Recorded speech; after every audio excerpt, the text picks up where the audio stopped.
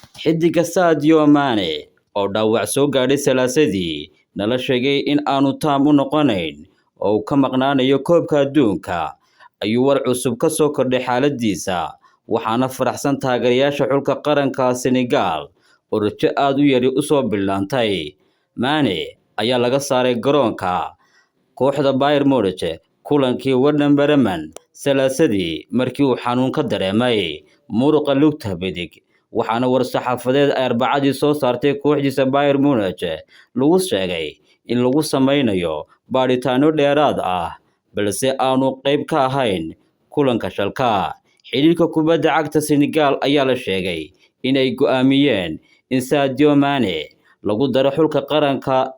dalkaasi ee Jimcaha lagu dhawaaqayo waxaanay rajo ka qabaan inuu diyaar u noqon karo kulamada dambe inkastoo uu seegi doono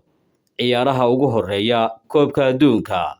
Warka ayaa intaa ku daray in Sadio Mane uu niyad ahaan degan yahay oo ku jira dareen ah in xulkiisa caawin karayo sidaa daraaddeedna uu ka mid noqonayo xulka lagu dhawaaqayo Jimcaha berri.